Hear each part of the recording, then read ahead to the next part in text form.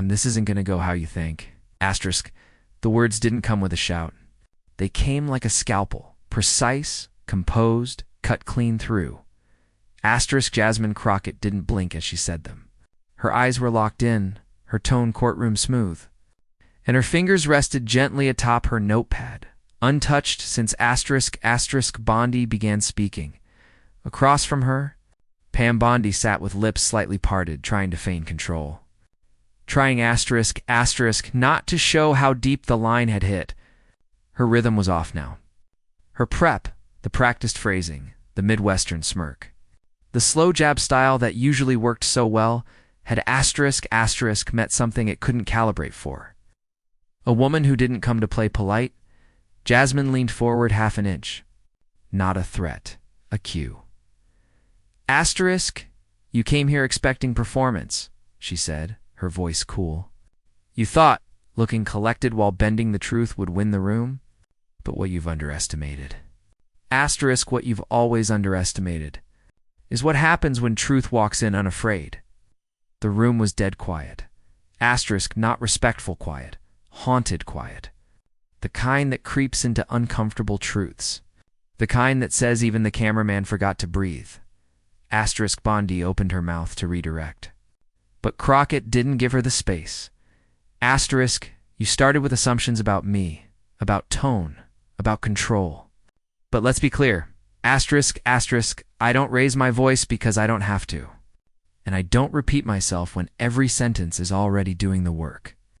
Asterisk, someone shifted in their chair behind the camera. A cough, a pen click, the kind of silence that follows damage. Asterisk. Pam Bondi tried to smile, but not even her mouth believed it. Asterisk, and if decorum only applies when you're speaking, Crockett added calmly, then maybe it was never about professional standards. Maybe it was always about who gets to speak unchecked. Asterisk. What followed wasn't applause. What followed was silence so brutal it felt like consequence. Asterisk. But Crockett didn't just wreck an argument. She ripped the mask off a strategy. Rewind 48 hours to how it all began. Asterisk. 2 days earlier. The invitation hit inboxes under the illusion of balance. Asterisk. Televised policy panel to discuss the state of American justice, accountability, and ethics in government. A round table. A few lawmakers. A few personalities. Equal sides. Even airtime. On paper, it looked like a conversation. In practice, it was a stage set for control. Asterisk. Pam Bondi was confirmed first. A predictable choice. Polished, poised, camera-trained. Asterisk. She was there to sound reasonable while slowly pulling the floor out beneath anyone who dared speak plainly. It was a formula. Asterisk. She had done it before, smuggling condescension into charm. Shrinking her asterisk opposition with practiced smile lines like, I respect that passion, but, or that's not quite factually correct, and if I may. She rarely raised her voice. She didn't need to. Asterisk. Then came the second email. Congresswoman Jasmine Crockett confirmed to join. Bondi read it twice. Asterisk. She already knew the play. Use tone, not truth, to win. Set the trap with civility. Let the progressive woman speak just a little too passionately. Then feed it to the audience as evidence of unprofessionalism. It worked especially well on women like Crockett. Bold, brilliant black. All you had to do was ignite the stereotype gently and let the public infer the rest. Asterisk. The debate, scheduled for prime time coverage and viral bait, wasn't about clarity. It was a performance of order, scripted to reward those who never raised their voice. Even when confronted with injustice head-on, the producer's choice of moderators sealed the formula. Former federal litigator for balance, economic analyst for data, and a network-friendly face to keep things tame. Asterisk translation. The room would favor the calmest-sounding voice, not the correct one. Asterisk. By all accounts. Crockett was walking into a trap. Asterisk. She was outnumbered, outframed, and expected to check herself before every sentence. The assumption? She would defend ideas too far left to land smoothly on this asterisk kind of stage, voting rights, racial affordability gaps, reproductive justice, the asterisk weaponization of law against marginalized communities. The smart advice would have been to play softly for Bondi's misstep and remain civil. But Crockett wasn't here to play smart politics. She was here for truth politics, the kind that doesn't need approval to be valid. She showed up alone. No entourage. A slim folder in her hand, but not because she needed to read from it. She already knew every fact Bondi would try to bury in coded asterisk, statements, and institutional politeness. Can you stay calm under fire? One aide had asked her earlier that morning. Crockett had only smiled. Fire doesn't scare me. I was raised in it. What the producers in Bondi didn't seem to understand was this. Crockett had spent enough time in spaces like this. Enough hearings? Enough courtroom interrogations? Enough studio seats passed over for the less intense voice. She didn't need to match Bondi's tone. She just needed to make sure her truth carried more weight than Bondi's comfort. Bondi believed she was walking into a familiar setup, a panel she'd win with smoother language and structured jabs. What Bondi didn't anticipate. Was that the woman she thought she could outmaneuver had already studied her entire playbook. Pam Bondi didn't storm into power. She curated her way there. Her rise through the ranks of HFU. Republican politics wasn't built on scandal or fire. It was built on something more calculated. Optics mastery. She crafted a persona tailor-made for television. Blonde, polished, non-threatening on the surface. But behind every softly delivered sentence was a scalpel.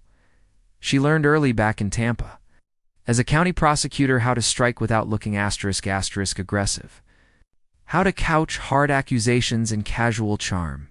Her tone always carried plausible deniability. Her language, sharp-edged, but paper-wrapped.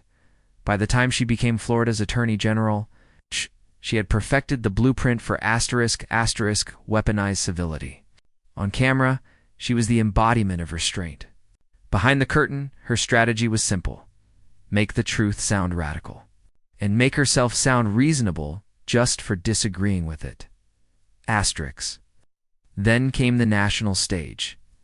In the heat of Donald Trump's impeachment, while chaos spun around the Senate floor, Bondi stood with eerie poise at the defense podium. Where others flailed, she flourished. Her lines were perfectly delivered for prime time. House Democrats are trying to tear down institutions. This is not about fairness. This is about agenda. The traditional media looped it all day.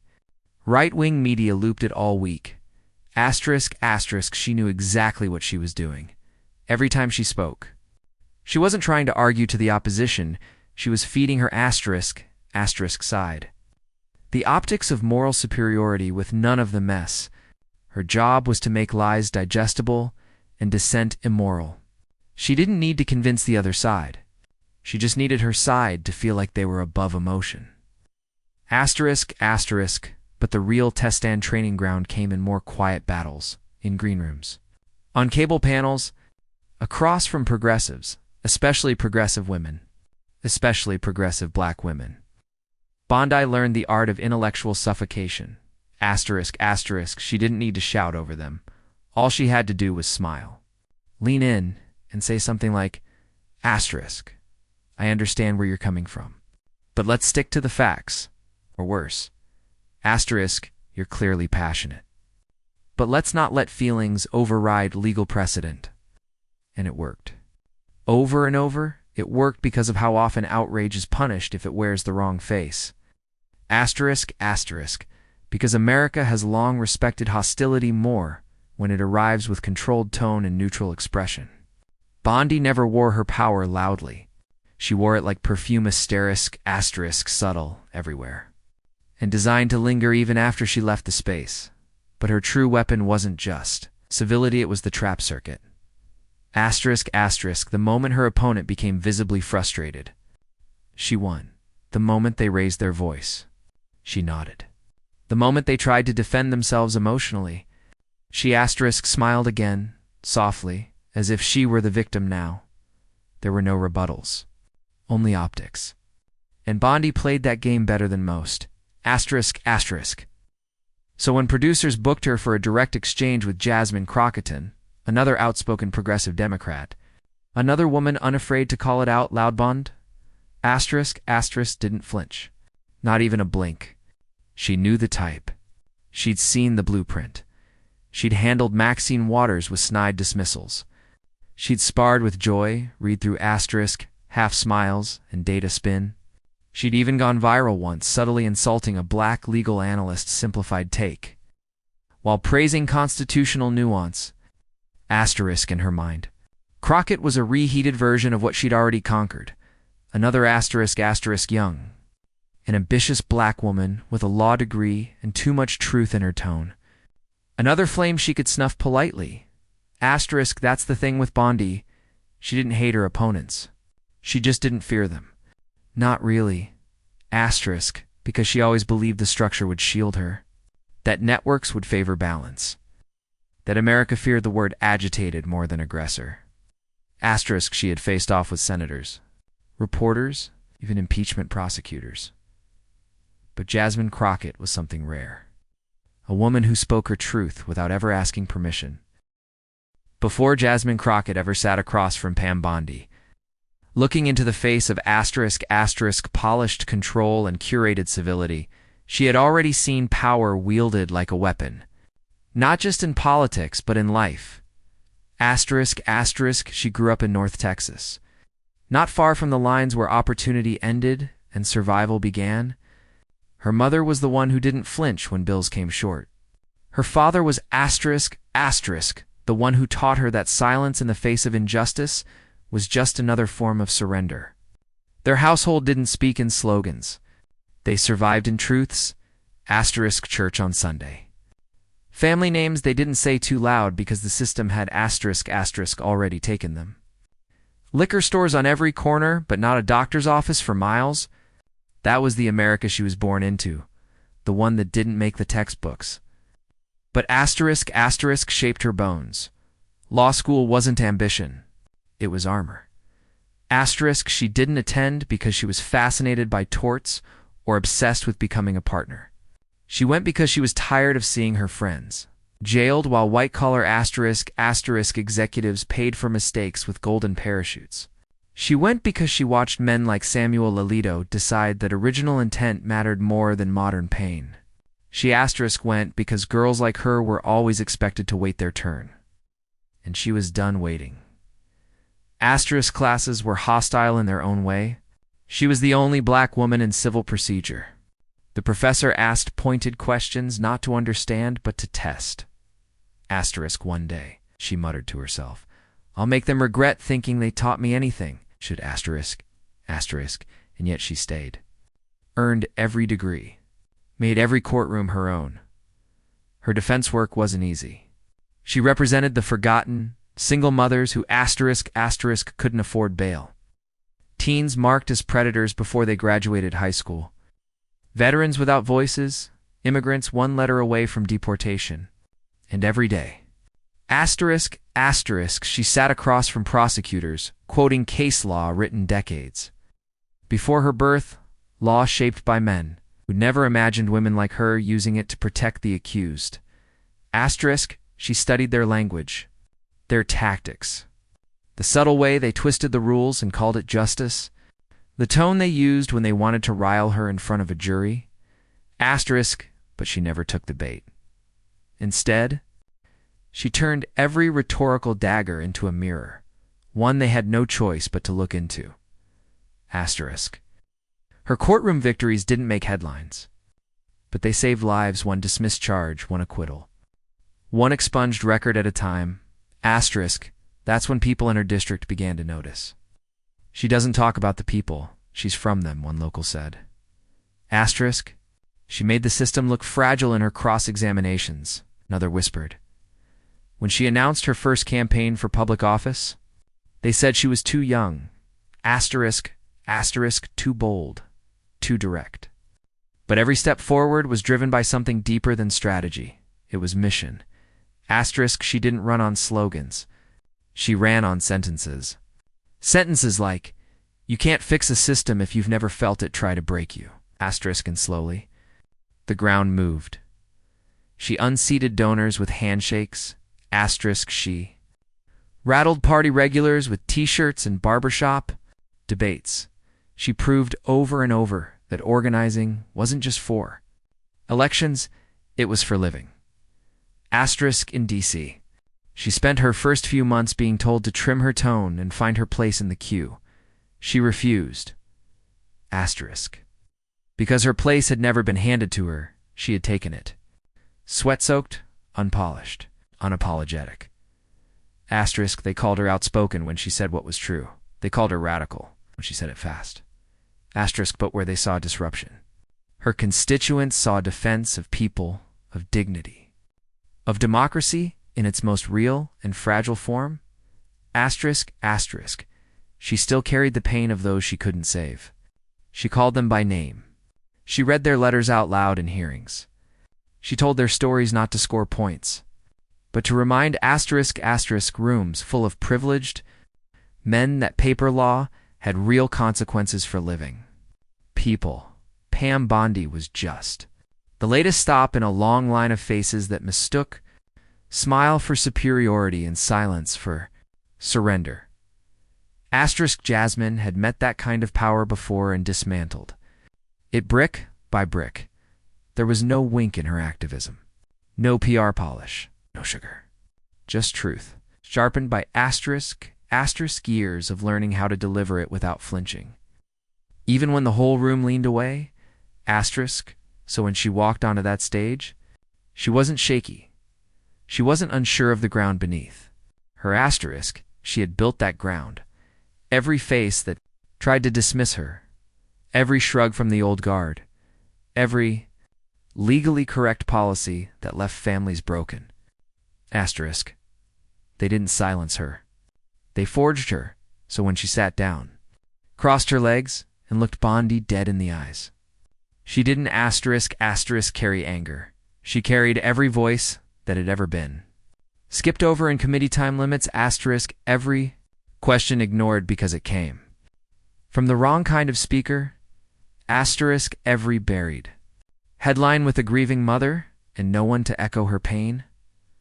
Jasmine Crockett wasn't defensive. She was dangerous, but in the best way imaginable. Asterisk, back at the table. The lights were just bright enough to highlight performance, but not so hot that it would crack through practiced smiles. Asterisk. Pam Bondi spoke. First, calm, steady. Her voice laced with the same patience you'd expect from someone explaining taxes to a child. Asterisk. I appreciate Congresswoman Crockett's passion, she began, lips barely curled into a diplomatic smile. But tone is important when we're talking about the integrity of institutions. Asterisk, a cameraman adjusted his lens slowly. He had seen this setup before. Asterisk, Bondi turned slightly toward the moderator, widening her field of influence.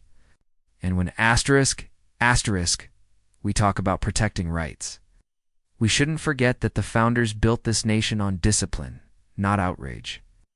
Asterisk, she said it sweetly, soft enough to seem reasonable, but sharp enough to signal the audience exactly how they should paint Crockett: fervent, unstable, unpredictable. Then came the pivot. I understand where the Congresswoman is coming from, she added, feigning kinship. Sing. But there's a tendency these days to substitute feelings for lawyers, especially around emotionally charged topics like race or law enforcement. The words settled into the air like smoke. The audience didn't react right away, but they heard it. They always do. Asterisk, of course, reproductive rights mean something different to different communities. Asterisk, Bondi continued. But making lasting change requires control, respect, and compromise, not attack. Asterisk, the condescension was sterile, clinical, deliberately palatable.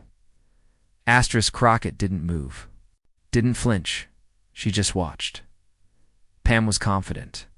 This was familiar terrain. Let the other side talk themselves into the angry or too radical corner. Then slide in behind them with institutional language. Asterisk, asterisk, cool. Collected, untouchable. Asterisk, but.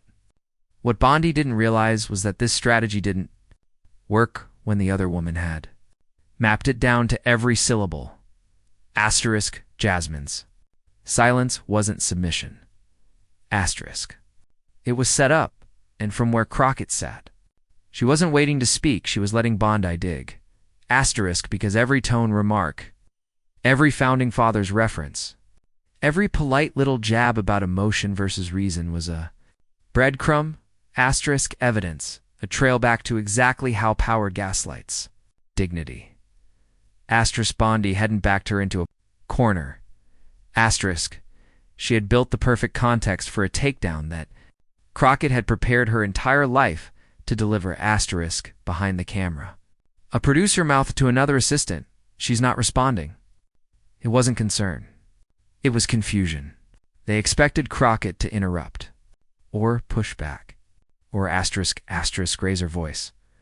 But Jasmine wasn't here to make noise. Asterisk, she was here to land a truth. So sharp it bled through legacy. Another beat passed. Asterisk Bondi folded her hands, leaning into her gesture of completion. "I just think. In this space, when dealing with complex issues," she said, her voice now asterisk full of artifice, "there's a responsibility to rise above emotional extremes." Jasmine blinked once, and that was it. She slowly uncrossed her fingers beneath the desk. An intentional pause. A stillness too smooth to misread. Asterisk Pam Bondi never saw it coming, because in that moment, Jasmine didn't prepare to defend herself. Asterisk. She prepared to redefine the battlefield, and that's when Crockett uncrossed her fingers, leaned slightly forward, and made respected power tremble. The pause was perfect. Jasmine Crockett didn't raise her voice. She didn't ask permission. She simply began, her voice steady, unhurried. With the same tempo used by surgeons before an incision. Asterisk, Miss Bondi, she said, folding her hands lightly. "I hear you talking about tone, about discipline, about emotional extremes. I think it's time we talk about context. Let's start with what's convenient for people like you to forget." Asterisk. Asterisk Bondi's smile blipped, just for half a second, but on internet replay. Frozen frames would magnify it. Crockett continued. "Asterisk, you say. The founders built this country on discipline. I agree. But we should be honest about what exactly they were disciplining and who." Now the room listened differently. Asterisk, their version of order excluded people who look like me. It excluded women. It excluded every voice that wasn't tied to property, whiteness, or a last name passed down from plantation logbooks. Asterisk, still calm. Still surgical. Crockett wasn't speaking in rage. This was precision work.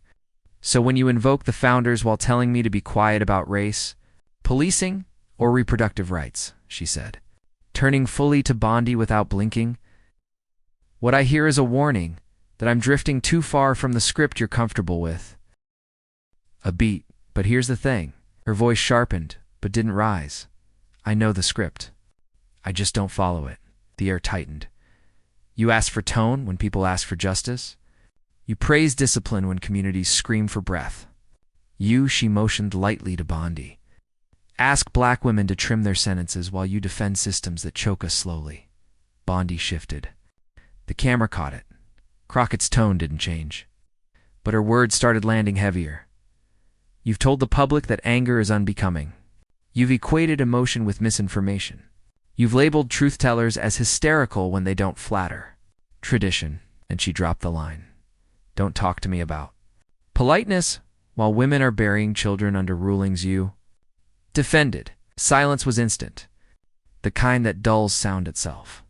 One panelist across from her looked down. Another sipped from a cup that had been empty for 10 minutes. Bondi didn't speak. She couldn't. There was no line prepared for that kind of indictment. Crockett pressed on. It's measured and precise. I didn't raise my voice. I didn't interrupt you. I let you say your piece because I wanted this on the record, that even in spaces curated to silence people like me, I can still wield truth louder than your comfort zone can handle.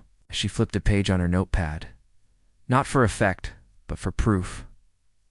Let's talk policy. Since 2020, over 75 anti-protest bills have been introduced at the state level, many of them justified by the same law and order. Rhetoric you repeated during the impeachment hearings? She glanced up.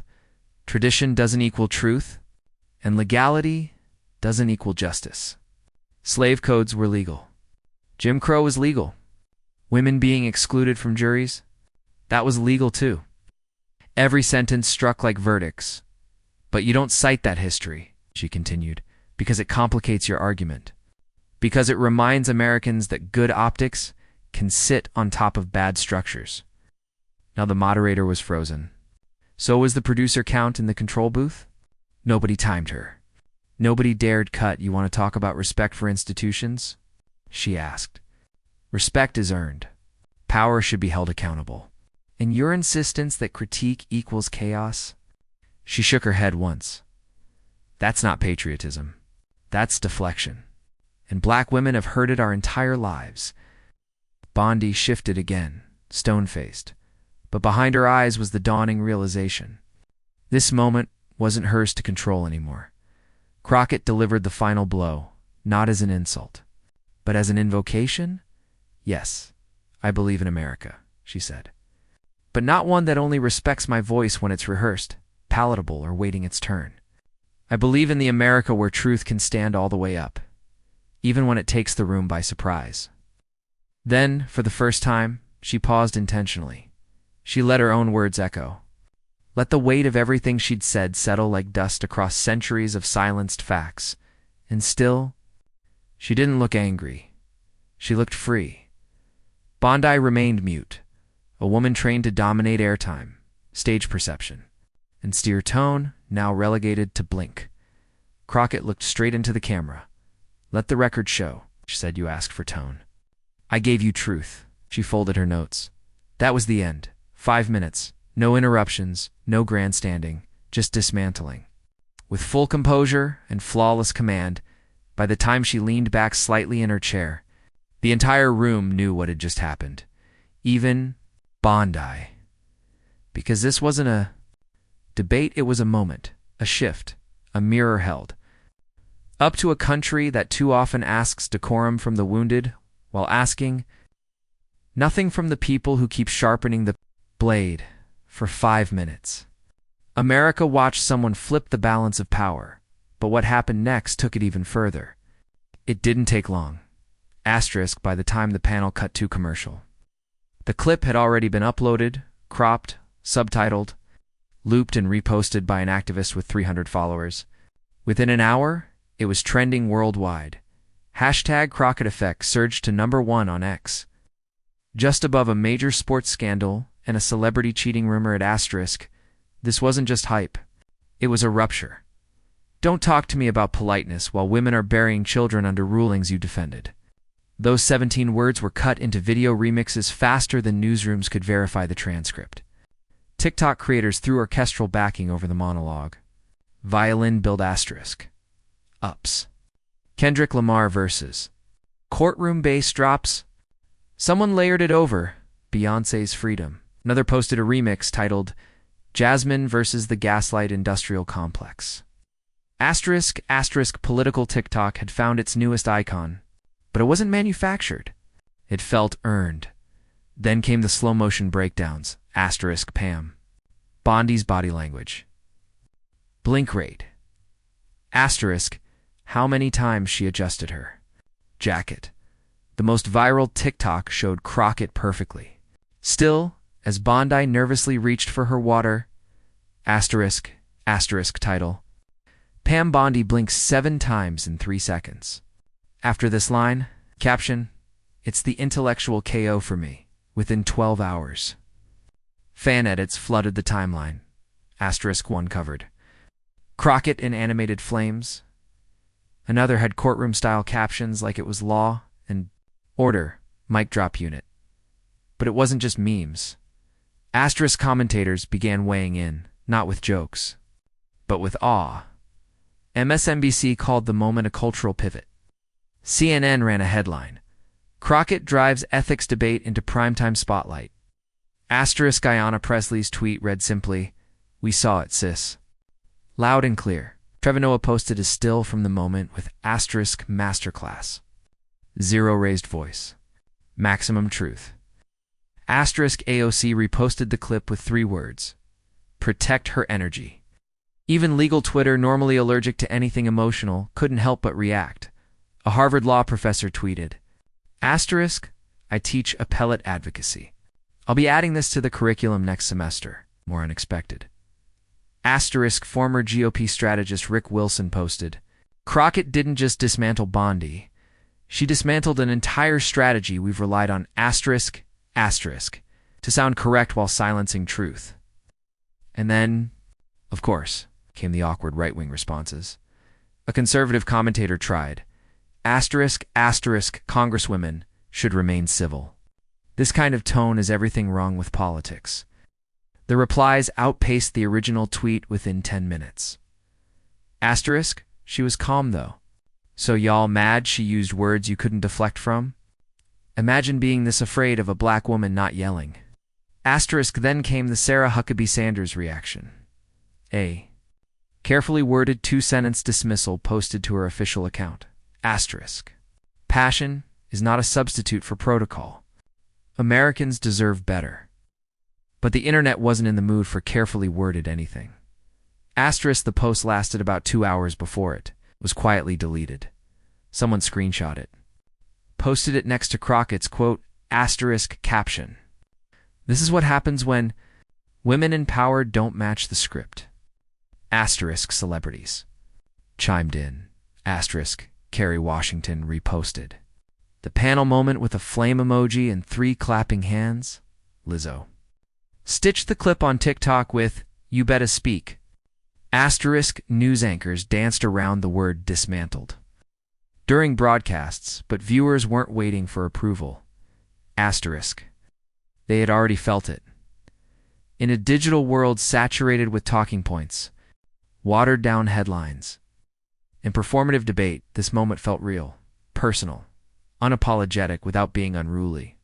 Measured without caving to respectability politics, asterisk people who had never heard of Jasmine Crockett 24 hours earlier were now quoting her, editing her, digesting her like a cultural vitamin they didn't know they needed. Asterisk. It wasn't just the strength of her delivery, it was the shock that someone had finally said it calmly, factually, beautifully. And asterisk refused to shrink from the moment. Educators started using the clip in virtual classrooms. Asterisk activists were cutting her words into their next rally speeches. Parents posted that they'd shown their daughters the moment at breakfast. Asterisk, this is how you speak power to power. Baby asterisk, even email newsletters jumped in. Titles like, What Crockett Did That Politicians Don't Know How to Do Anymore, and the quiet political earthquake we were waiting for.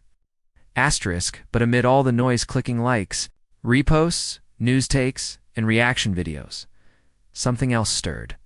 A quieter current. Asterisk of unease. Inside hallways, where power sits behind polished walls, because Crockett hadn't just earned a moment. She'd exposed a weakness, asterisk a flaw in a script long used to frame dissent as unprofessional. Some people loved it. Asterisk. But not everyone inside the halls of power was cheering.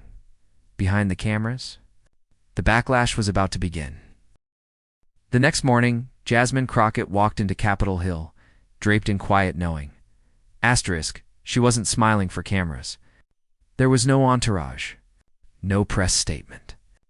Just her briefcase, and a mental folder full of rooms she'd had to survive just to be allowed to asterisk speak that plainly the night before. Around her, the reaction split clean, not along party lines, but identity lines. Asterisk, some lawmakers didn't meet her eyes. suddenly engrossed in hallway conversations with the same aides who were scrolling hashtag Crockett Effect an hour earlier. Others offered asterisk subtle nods, or flat-out whispers. That was ... legendary. Asterisk you made the marble flinch. I rewatched it 3 times. Still got chills. Asterisk in the Rayburn building, 2 young interns crossed each other in the snack area. You saw it, right? Not just the clip, the moment. Asterisk, she didn't just clap back. She rearranged the room. It's asterisk behind closed committee doors. However, something else brewed. Not outrage recalibration, asterisk, because Crockett had done something House leadership didn't plan for. She'd gone viral, not by courting sound bites or hijacking a hearing, but by making the quiet knife visible. Asterisk, she didn't play the system from within. Asterisk, she showed America where the trap doors were. Asterisk, mainstream media scrambled to catch up. Sunday shows shifted their panel lineups last minute. CNN hosts asked, was this a changing moment for women in politics? Asterisk Nightline ran a segment titled Silence Strategy. And the Congresswoman who said what everyone was thinking? Asterisk. But what they didn't capture, what Crockett herself felt in her bones, was that this wasn't about a clip, or a takedown, or even a trend. Asterisk, this was about every room she'd ever had to tiptoe through. Every congressional session where passion from a woman of color was labeled asterisk disruptive. Asterisk. Every debate where she checked her tone in order to be invited back. Every white shoe firm that scanned her resume and saw talent, but not fit. Asterisk, every hallway she entered, knowing her truth might cost her access, so no. She wasn't celebrating. She was remembering asterisk. She thought about the women who sat on wooden benches in under-resourced courtrooms, whose names would never trend, but whose voices she carried like armor. Asterisk, she thought about her law school days, raising her hand just to correct a professor and how afterward they warned her about coming on too strong. Asterisk, she thought about her mother, who never needed a podium to preach clarity. Jasmine didn't win, not in the political sense. She didn't get a new committee asterisk appointment. She didn't raise $1 million off the back of a moment. She didn't walk out with applause echoing through marble. Asterisk, what she walked out with, was release. Release from the code switching that power demands. Asterisk, release from waiting for permission to speak her full truth. Release from the fear that clarity would be punished. Asterisk, the stakes were never just rhetorical. The voice wasn't only her own. Asterisk, it was borrowed from generations, who had the truth heavy in their mouths, but knew the timing, the tone. The room could kill it on arrival. Asterisk, and for one night. One clip, one perfectly calm and searing monologue. She broke that curse. Asterisk, someone in leadership politely, behind closed doors, warned her not to burn too fast. Too soon, but Crockett didn't feel burned out. She felt cleansed. And as social media continued to spiral, and think pieces kept coming, and the next news cycle threatened to push her moment out of frame, she stayed silent. Asterisk, because she knew this wasn't the end of anything. Asterisk. It was the beginning of something dangerous to the systems that had thrived on polished lies and punished clear voices. Asterisk, moral memory. People weren't just replaying her words, they were remembering them. Asterisk, and once remembered, power never quite holds the same. Asterisk, Jasmine didn't just end an argument, she broke a cycle. And this new era? It's only beginning. Pam Bondi came in with everything she'd always relied on. Poise, polish. The quiet confidence of someone trained to dress control as civility. Asterisk. She thought she could check Jasmine Crockett with charm, shrink her with tone, win with wording. But Jasmine didn't flinch. She responded the way only someone who's spent their life mastering rooms built to exclude her possibly could, with clarity, ferocity, and grace. She didn't yell. She didn't fade.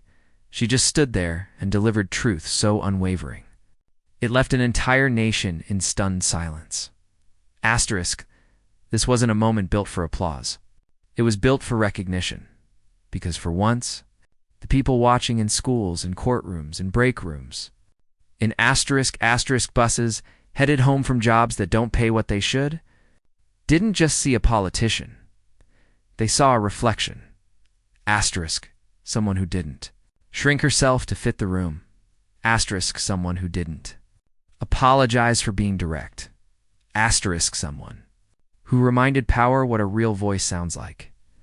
Asterisk, Crockett didn't go viral by accident. Asterisk. She went viral because she cracked the mirror and let millions of people finally see themselves in a position of strength. Not survival? Asterisk. What would you have said if you'd been in her seat? Drop your answer below, because this space is yours too. Subscribe for more truth. Asterisk. Share this with someone who's tired of being polite, about being ignored. Asterisk, because this wasn't just a viral moment. It was a new standard. For voice. For power. For every person tired of waiting to be heard.